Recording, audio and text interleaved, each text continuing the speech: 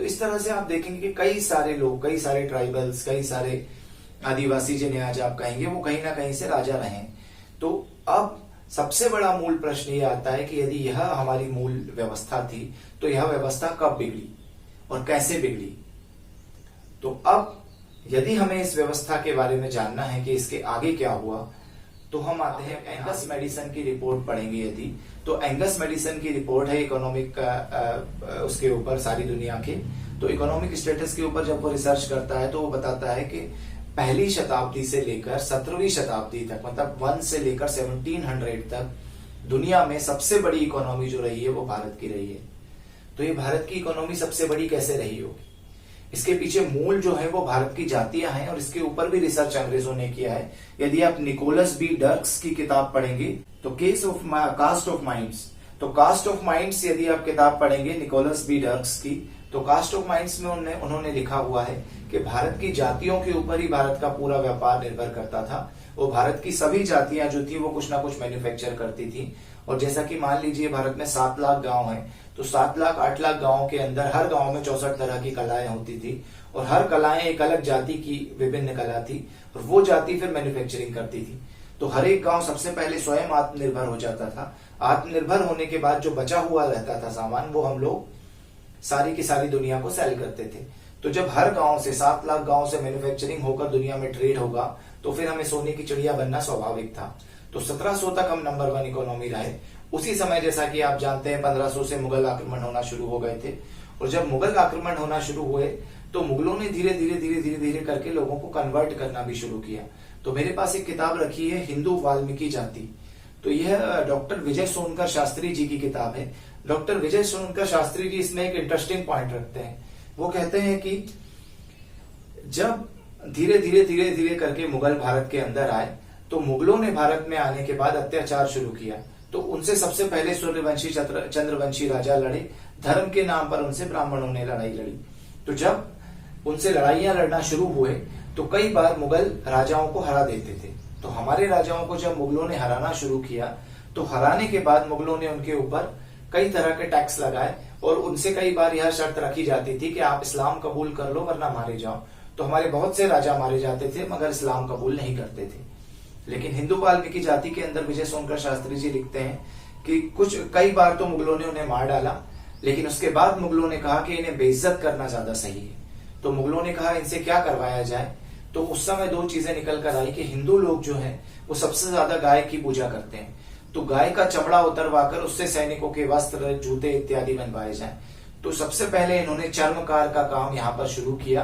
तो जिससे जो आज आप देखते हैं कि चमार जाति, चर्मकार जाति है, वो जाति जो बनी वो मुगल काल के समय में बनी, और उसके पहले वो सारे के सारे क्षत्रिय राजा हुआ करते थे। तो यह उन्होंने अपनी पुस्तक के अंदर लिखा हुआ है। तो वहां से उन लोगों ने चमड़े का काम उनसे जबरदस्ती करवाना शुरू किया। उन्होंने कहा या तो यह बेइज्जती सहो या फिर हमारा धर्म अपना लो। लेकिन उन्होंने उनका धर्म नहीं अपनाया, इसके कारण उन्हें कई वर्षों तक यहाँ करना पड़ा। दूसरी एक चीज जो आती है, वो चीज आती है कि उसी समय में ये जो मुगल थे, मुगल हरम बनाया करते थे। जो हिंदू राजाओं को हरा देते थे, उनकी स्त्रियों को और उनकी सारी प्रजा में से लड़कियों को उठाकर और अपने हरम खाने में रख देते थे। तो कई मुगल बादशाहों की 4-4 हजार 8-8 हजार पत्नियां उस हरम के अंदर कैद रहती थी। तो कई बार ऐसा होता था कि उस समय भारत में जो व्यवस्था चला करती थी कि शौच के लिए लोग बाहर खेत में जाया करते थे। तो मुगलों ने यदि उस समय उन रानियों को बाहर छोड़ते थे तो वो हरम से निकलकर भाग जाया करती थी या किसी सैनिक के साथ चली जाया करती थी। तो उससे बचने के लिए मुगलों ने सबसे पहले घर के अंदर शौचालय की व्यवस्था शुरू की। पहले भारत में ऐसा होता था कि शौचालय घर से बाहर ही होना चाहिए। तो भारत के मुगलों के समय में घरों के अंदर शौचालय की जब व्यवस्था हुई, तो घरों के अंदर शौचालय की व्यवस्था में हरम के अंदर जो शौचालय होते थे उनको साफ नहीं होते थे, क्योंकि वहां हजारों में रानियां रहती थी। तो उनको साफ करने का काम जो क्षत्रिय राजा हार गए मुगलों से, उन लोगों को दिया गया। तो वो सारे के सारे से कई सालों तक जो गंदगी उठवाई गई, उससे उनका धर्म जो भंग हुआ, वहां से कई सारी जातियां, ऐसा कि इसमें लिखा हुआ है कि भंगी जाति वहां से निकल कर आई, लेकिन वो क्षत्रिय थे। आज भी आप यदि चर्मकार या भंग जाति के पास जाएंगे और उन लोगों से पूछेंगे कि आपका गोत्र क्या है, क्योंकि हिंदू धर्म में जो है कास्ट का मतलब वर्ण नहीं होता, हिंदू धर्म में होता है भले ही वो चर्मकार वाल्मीकि या कुछ भी बोल दें, लेकिन जब आप उनसे गोत्र पूछेंगे तो वो बोलेंगे सूर्यवंशी या चंद्रवंशी। तो सूर्यवंशी या चंद्रवंशी गोत्र का व्यक्ति आप सीधी तरह से पता लगा सकते हैं कि सूर्यवंशी भगवान श्री राम थे, और चंद्रवंशी जो अर्जुन वगैरह का जो लीनियज है यदुवंशियों का उसके बाद का, तो वो सारा चंद्रवंशी लीनियज है। तो सूर्यवंशी और चंद्रवंशी जो है ये दोनों के दोनों ही क्षत्रिय हैं। तो इससे क्लियर कट पता चलता है कि ये सारे लोग जिनको आज हम SC ST में गिन रहे हैं वो क्षत्रिय हैं। दूसरा, कई सारे ब्राह्मणों पर भी अत्याचार कर कर उन्हें भी मुगलों के समय में गलत कामों में धकेला गया। जैसे कि हम लोग देखते हैं कई सारे मंदिर थे जिन पर, क्योंकि ब्राह्मण के लिए हथियार उठाना जो था हमारे धर्म ग्रंथों में ऐसा लिखा हुआ था कि ब्राह्मण हथियार नहीं उठाएगा। तो ब्राह्मण चूंकि हथियार नहीं उठाया करते थे तो सोमनाथ मंदिर पर हमला हुआ, ऐसे कई मंदिरों पर हमला हुए, और हमले होने के बाद ब्राह्मणों को नष्ट किया गया। तो ब्राह्मण बार बार अपनी बुद्धि के अनुसार उनसे लड़ा करते थे, तो क्षत्रियों को के साथ उनके ऊपर हमले करवाया करते थे। तो ब्राह्मणों को दबाने के लिए उन ब्राह्मणों से भी यह निकृष्ट कार्य उन लोगों ने करवाए। तो जो वाल्मीकि जाति आज आप देखते हैं वो वाल्मीकि जाति उन्हीं ब्राह्मणों में से निकल कर आई है जो आज शूद्र के अंदर आई है। तो मजहबिया सिख भी होते हैं उसी के अंदर, और इसी तरह से सुदर्शन भी एक जाति होती है। तो यह सभी के सभी ब्राह्मणों से निकली हुई जातियां हैं जिनको मुगलों ने बाद में जबरदस्ती गंदे कामों में धकेल कर कन्वर्ट करने का प्रयास किया, लेकिन उन्होंने अपने धर्म को कभी नहीं छोड़ा, भले ही उन्होंने वो काम अपना लिया। तो वो काम अपनाने के कारण उन लोगों को समाज में दोहरे स्थान पर जीना पड़ा। कई वर्षों तक जब वो काम वो करते रहे, उन लोगों ने यह सोचा था कि यदि हम कई वर्षों तक यह काम करेंगे तो कभी ना कभी तो हम लोग इनसे जीत जाएंगे, कभी ना कभी तो मुगल हारेंगे। लेकिन 200-300 साल तक जब मुगल नहीं हारे तो उसके कारण उन लोगों की जातियों को यह काम करना पड़ा, और उनके बच्चे जो थे वो शिक्षा से महरूम हो गए। तो शिक्षा से महरूम होने के कारण ये जातियां पिछड़ती चली गई, और अपनी कला अपने हुनर से भी यह जातियां धीरे धीरे नीचे गिरती गई। उसके बाद भी हम लोग देखते हैं 1700 तक यह जातियां अपना बिजनेस चला रही हैं। कबीर जो हैं, यह सारे लोग जो लाह का काम कर रहे हैं, रविदास, रैदास, इनको हिंदू धर्म संत के तौर पर पूछता है। हिंदू धर्म के क्षत्रिय से लेकर ब्राह्मण तक रविदास, रैदास, सूरदास, इन सभी को पूजा करते हैं। कोई इनसे कभी इनकी जाति नहीं पूछता, क्योंकि हिंदू धर्म में जाति वर्ण के हिसाब से चीजें चला ही नहीं करती थी। हिंदू धर्म में कर्म और स्वभाव के हिसाब से चीजें चला करती थी। अब चीजें बिगड़ना कब शुरू हुई? चीजें बिगड़ना शुरू होती हैं अंग्रेजों के समय में, जब यह जातियां भी बन गई, आपने देखे, उनके ऊपर अत्याचार भी होने लगे। अब जब अंग्रेज आए तो अंग्रेजों ने अपने तरह से चीजों को स्टडी करना शुरू किया। तो अंग्रेजों का सबसे पहला मोटिव जो था वो था भारत के व्यापार पर कब्जा करना, भारत के बिजनेस पर कब्जा करना। तो अंग्रेजों ने सबसे पहले स्टडी किया, जैसा कि मैंने बताया, निकोलस बी डर्क्स ने भी कास्ट ऑफ माइंड्स में रिसर्च किया है। इसके अलावा कई लोग थे, मैकॉलेन, कई सारे लोग।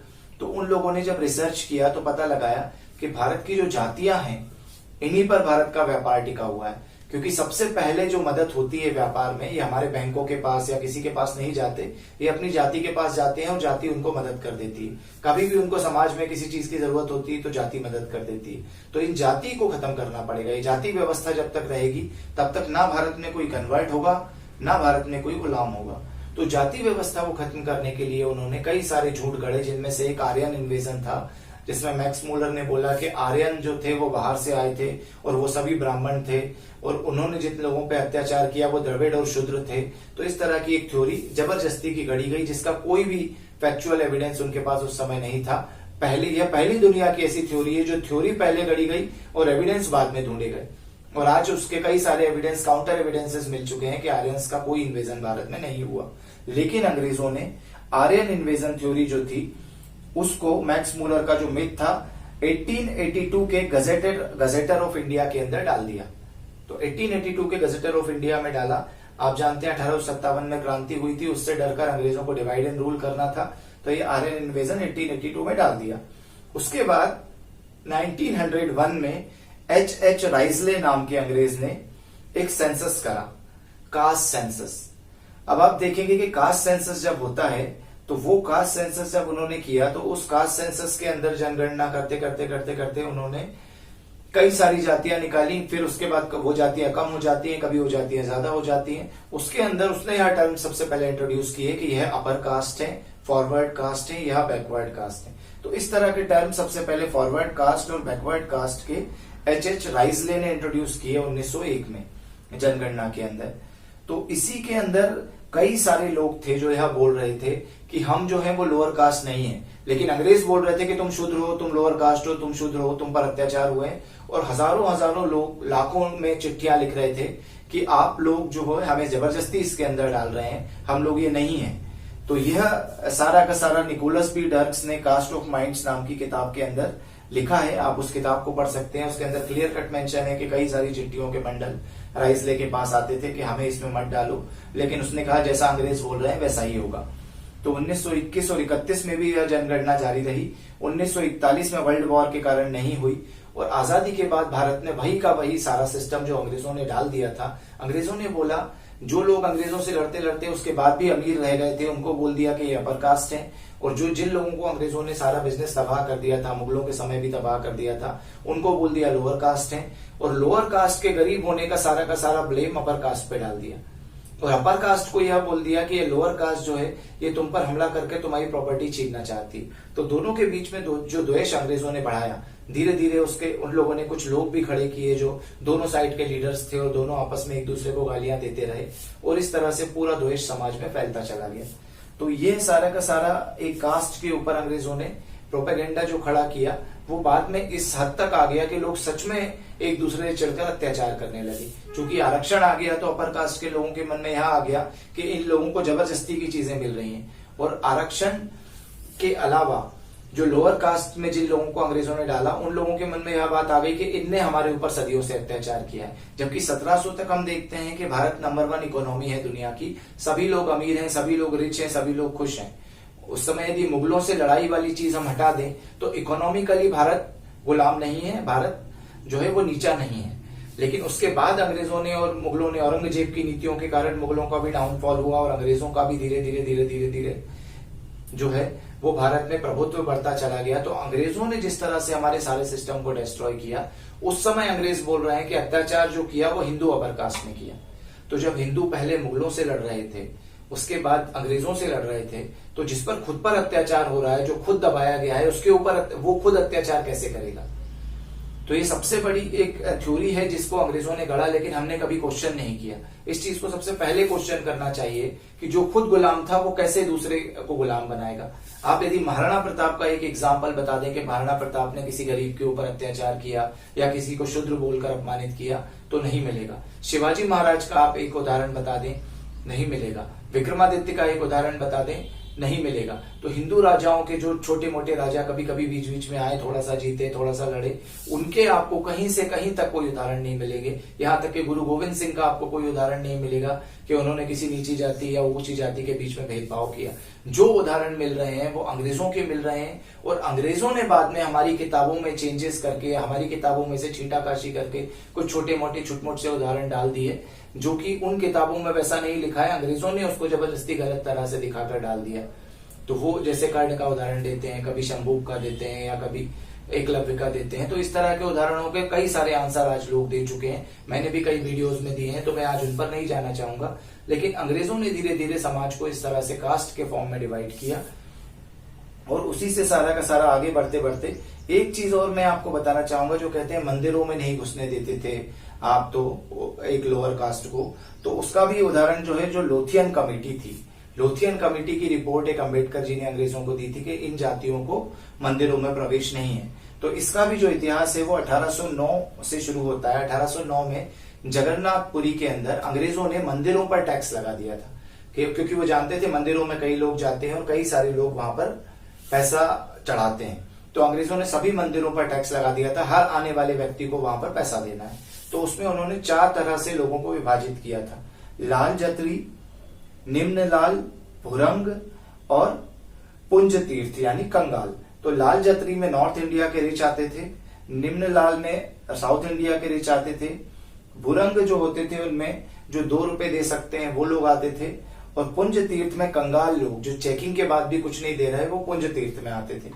तो जो चौथी वाली कैटेगरी थी, जो अंग्रेजों को मंदिरों के अंदर कुछ नहीं दे पाते थे, उन लोगों के ऊपर अंग्रेजों ने मंदिर में घुसने पर प्रतिबंध लगा दिया। ये आप जगन्नाथपुरी की हिस्ट्री में देखेंगे तो आपको मिलेगा जगन्नाथपुरी मंदिर की वो जो लिस्ट बनाई गई, वही की वही लिस्ट उस समय लोथियन कमेटी को अम्बेडकर जी ने जब दी थी, तो उस समय लोथियन कमेटी में वही की वही लिस्ट अंग्रेजों ने देखी थी। तो असल में वो अंग्रेजों ने ही उन पर बैन लगाया था कि आप मंदिर में नहीं घुसोगे, क्योंकि आप मंदिर में पैसा नहीं दे पाते हम लोगों को, तो हमारा टैक्स रेवेन्यू नहीं आ रहा।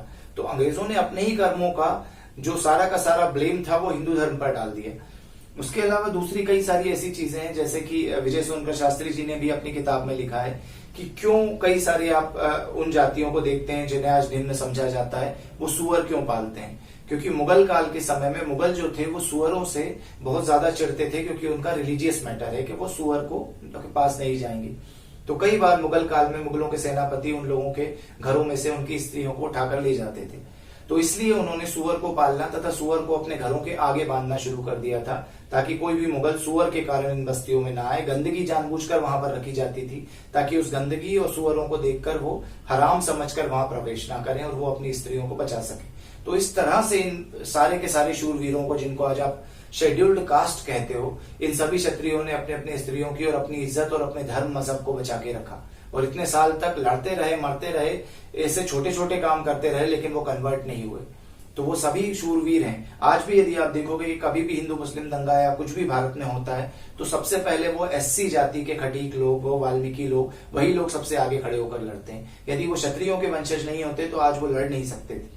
तो वो क्षत्रिय, चंद्रवंशी और सूर्यवंशी क्षत्रिय हैं, और उनमें से कई सारे लोग बुद्धिमान हैं। वो कई सारे वाल्मीकि जाति के लोग ब्राह्मणों से नीचे गिरकर वहां पर पहुंचे, क्योंकि मुगल पीरियड में उन लोगों के साथ ऐसा बर्ताव किया गया। दूसरी कई सारी इस तरह के फैक्ट्स हैं जिनके ऊपर इल्जाम लगाए जाते हैं कि आपने अत्याचार किया, ये चीज। तो पहली बात मैं आपको बताना चाहता हूं कि SC ST का मतलब शूद्र नहीं होता। जो जनरल है इसका मतलब ब्राह्मण नहीं होता, ऐसे ही SC ST का मतलब शूद्र नहीं होता। SC और ST एक लिस्ट है, शेड्यूल्ड कास्ट और शेड्यूल्ड ट्राइब, जो अंग्रेजों ने बनाई। उनने शेड्यूल्ड कास्ट के अंदर जिन लोगों को डाल दिया वो अपने आप को शेड्यूल्ड कास्ट मानने लगे, जिन लोगों को ST में डाल दिया वो शेड्यूल्ड ट्राइब मानने लगे, जिन लोगों को जनरल में डाल दिया वो अपने आप को जनरल मानने लगे। तो ऐसा है, इसमें कहीं भी कोई तथ्य नहीं है, और अंग्रेजों ने खुद ऐसा बोला कि इस पर अत्याचार होते थे। तो वो व्यक्ति बोल रहा है कि मुझ पर अत्याचार नहीं होते थे, जैसा कि मैंने आपको पहले बताया निकोलस की किताब में, कि वो व्यक्ति चिट्ठी लिख रहा है कि मेरे को इसमें मत डालो, मैं ये नहीं हूं, मैं शूद्र नहीं हूं, लेकिन वो बोल रहा है कि नहीं तुम हो। अब आते हैं हम ST पर।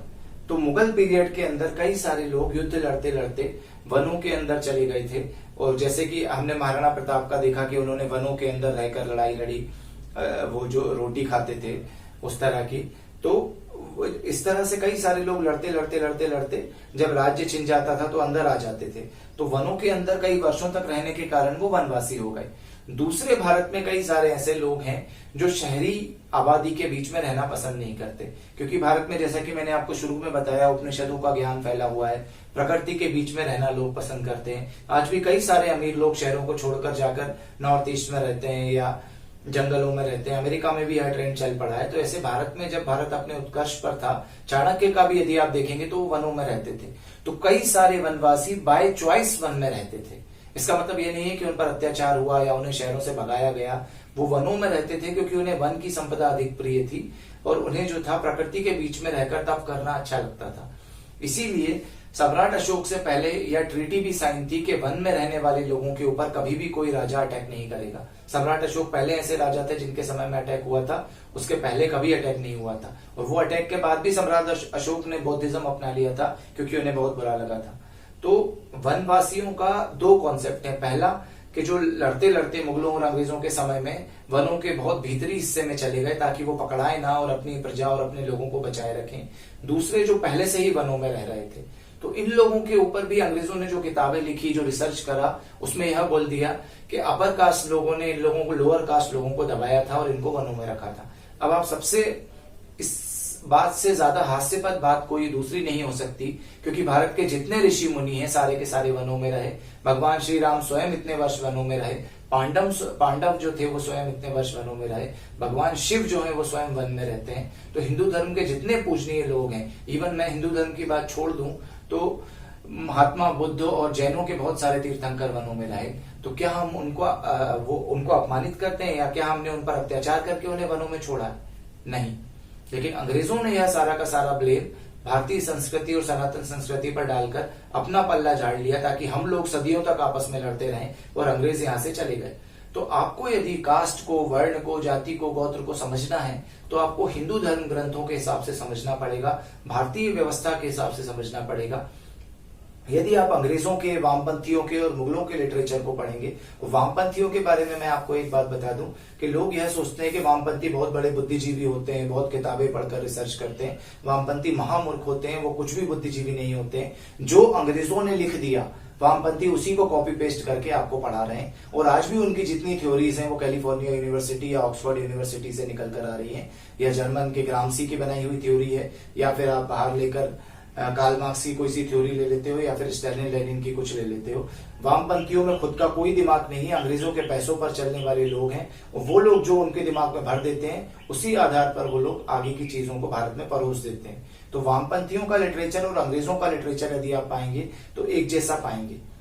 तो उन्होंने उन्हीं की चीजों को पढ़कर, उन पर रिसर्च कर और हमें वो चीजें पढ़ाना शुरू की और परोसना शुरू की, जिसके कारण आज भारत के सोशल साइंसेस के कॉलेजेस में जाति और कास्ट पर 1 लाख से ज्यादा रिसर्च हो चुके हैं। आप यकीन नहीं मानेंगे कि इकोनॉमिक्स के अंदर भी जाति और कास्ट डाल दी जाती है, कंप्यूटर साइंस के रिसर्च में भी जाति और कास्ट डाल दी जाती है। हर चीज जिसमें आप जाओगे वहां पर कास्ट डालो और उसके अंदर ये बताओ कि भारत ने अत्याचार किया, ताकि भारत के लोग आपस में लड़े। तो इस तरह का काम कई वर्षों तक अंग्रेजों ने किया और उसके बाद भी कई वामपंथी करते रहे। आज हमको इससे बाहर आने की जरूरत है। आज सबसे पहला प्रश्न जो हम, क्योंकि यह इस समय एक समीक्षा का भी वर्ष है, तो हमको सबसे पहले जो ये जनरल SC ST यह चीजें हैं इस पर सवाल उठाना चाहिए।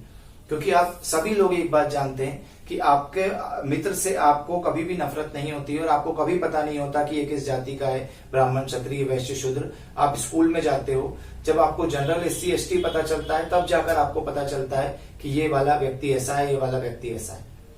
तो जो मैं आपको बताना चाहता हूं वो इंपॉर्टेंट बात देखिए कि ब्राह्मण का बेटा ब्राह्मण होता था पहले, वो तो शास्त्रों में कहीं नहीं लिखा, लेकिन अंग्रेजों ने यह जरूर लिख दिया कि SC का बेटा SC ही होगा, जनरल का बेटा जनरल ही होगा। तो ये पैदा होने के आधार पर, सरनेम के आधार पर जो चीजें बढ़ी हैं, ये जनरल SC ST के आधार पर बढ़ी हैं। यदि आप लोग आज के समय में ऐसा कर दें कि जो व्यक्ति अमीर हो जाता है वो भी जनरल होता जाता है, जो व्यक्ति SC से अमीर हो गया, रिच हो गया, उसकी फैमिली कंफर्टेबली जी रही है, वो भी जनरल हो जाएगा, ST की फैमिली जो कंफर्टेबली जी रही है वो जनरल हो जाएगा। तो धीरे धीरे जो आरक्षण का लाभ मिलेगा वो उन लोगों को मिलेगा जो जेन्युइन लोग हैं, जो अभी भी गरीब बचे हैं। और एक समय ऐसा आएगा भारत में जब सभी जनरल हो जाएंगे और सभी तरह का भेदभाव मिट जाएगा। So that is the only option जिससे कि आप ये आरक्षण व्यवस्था से भी बच सकते हैं और गरीब लोगों को भी न्याय दिला सकते हैं और जातिगत भेदभाव से भी बच सकते हैं। क्योंकि कई सारे SC STs आज ऐसे हैं जो लोग हमसे कहते हैं कि हमने अपने दम पर 100 में से 100 नंबर लाए, उसके बाद हमने एग्जाम क्लियर किया, उसके बाद भी लोग ये बोलते हैं कि तुम तो 0 नंबर लाके आरक्षण से आए होंगे क्योंकि हमारे आगे SC लगाए।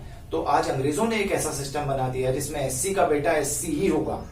इस सिस्टम को हमें चैलेंज करने की जरूरत है, इस सिस्टम से हमें लड़ने की जरूरत है। वर्ण व्यवस्था और जाति की समीक्षा की आवश्यकता है। जो इतने सालों में रिसर्च हुए हैं वो सारे के सारे रिसर्च में इसको नेगेटिव तरह से दिखाया गया है। आज हमें जरूरत है कि इसके पॉजिटिव एस्पेक्ट्स क्या थे, किस तरह से जाति के आधार पर हमारा बिजनेस चला करता था। हमें यह बताने की जरूरत है कि वर्ण अलग चीज है, जाति अलग चीज है, गोत्र अलग चीज है, वंश अलग चीज है। इन सभी चीजों को अंग्रेजों ने कास्ट बोल दिया है।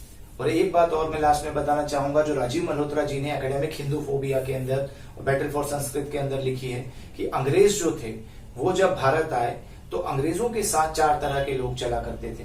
पहले वो लोग जो हमले करते थे, हत्याएं करते थे, लोगों के ऊपर लूटते थे, जो वॉरियर क्लास होती थी।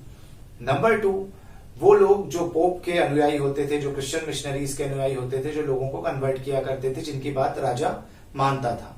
तो दूसरे जो पोप के साथ के लोग होते थे, प्रीस्ट आते थे। तीसरे नंबर पर जैसे ईस्ट इंडिया कंपनी है, इस तरह की कंपनियां, डच की कंपनी, इस तरह की कंपनी, तो ज्यूस की और इन सब की कंपनी साथ में चलती थी जो व्यापार करती थी। चौथे नंबर पर स्लेव्स चला करते थे, जिन्हें इन लोगों ने गुलाम बनाया था, जो काले लोग थे, जो अफ्रीका के लोग थे या जो दूसरे देशों के लोग थे, जिन्हें यहाँ मार पीट कर जबरदस्ती काम करवाया करते थे, रेल की पटरियां बिछवाया करते थे इत्यादि।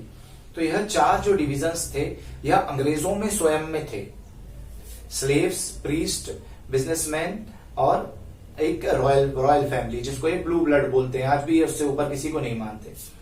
तो इस डिवीजन के आधार पर अंग्रेजों ने हमारे ब्राह्मण, क्षत्रिय, वैश्य, शूद्र को समझ लिया और उसी जो लेंस था उनका वेस्टर्न लेंस देखने का, उसी लेंस को यहाँ पर लाकर चिपका दिया, जिसके कारण हम लोग भी वही समझने लगे कि शूद्र मतलब स्लेव्स हैं जिनको कोड़े मारकर अत्याचार किए गए, जबकि ऐसा कहीं भी हमारे शास्त्रों में वर्णित नहीं है। कई सारे हमारे ऋषि हैं, कई सारे हमारे मुनि हैं जो हमारे आज जिसको आज आप एससी कह रहे हो उस वर्ण से आए होंगे। कई सारे हमारे राजा हैं, यदि आप इन सबके गोत्र और कुल निकालेंगे तो आपको पता चलेगा कि वो उसी वर्ण से निकले हुए हैं। और आज जो जाति को खत्म करने की चीज चल रही है, आज जो बोल रहे हैं कि अपना वर्ण भूल जाओ, वंश भूल जाओ, अपने कुल की बातें भूल जाओ, आप तो सिर्फ एक चीज की पूजा करो, संविधान की। इसके पीछे सबसे बड़ा लक्ष्य यही है कि यदि आप अपना वर्ण, वंश और अपने कुल की कहानी भूल जाएंगे तो आप कभी भी ये पता नहीं लगा पाएंगे कि आपके पूर्वज जो थे वो राजा थे और आप राजाओं से निकले, या आपके पूर्वज ब्राह्मण थे, आप वहां से निकले। यह इस चीज के ऊपर षड्यंत्र चल रहा है, क्योंकि अब अंग्रेजों को और कई सारी ऐसी ताकतों को ये डर लग रहा है कि भारत अपना इतिहास पुनः लेखन कर लेगा, वो भारत इन सब चीजों को समझ जाएगा। तो वो सभी लोग जिनके ऊपर हमने अत्याचारों की कहानियां गढ़ी थी, उनको वापस समाज में न्याय मिल जाएगा और हिंदू आपस में लड़ना बंद कर देंगे। तो आपको जो भी लोग यह बोले कि आपको मंगलसूत्र उतार के फेंक देना है, भगवानों की तस्वीरें हटा देना है, आपको यह नहीं मानना, आपको अपना गोत्र कुल नहीं मानना, उन लोगों को सबसे पहले अपने घर से भगाएं। और आप खुद स्वयं, एक जमाना ऐसा हुआ करता था जब लोग बोल रहे थे कि इनको वो नहीं पढ़ने दिया जाता था, उनको वो नहीं पढ़ने दिया जाता था। आज संस्कृत के ग्रंथ सभी जगह अवेलेबल है, हिंदी इंग्लिश ट्रांसलेशन के साथ अवेलेबल है। आप खुद ऋग्वेद पढ़ सकते हैं, आप खुद सारे के सारे ग्रंथ पढ़ सकते हैं, आप खुद गीता पढ़ सकते हैं, रामायण महाभारत पढ़ सकते हैं। इनके अंदर शांति पर्व में, मनुस्मृति के अंदर जो मैंने श्लोक बताया, गीता के अंदर जो मैंने श्लोक बताया, यह पढ़ें और इसके बाद अपने धर्म की व्याख्या करें। किसी दूसरे को या अंग्रेज को अपने धर्म की व्याख्या ना करने दें।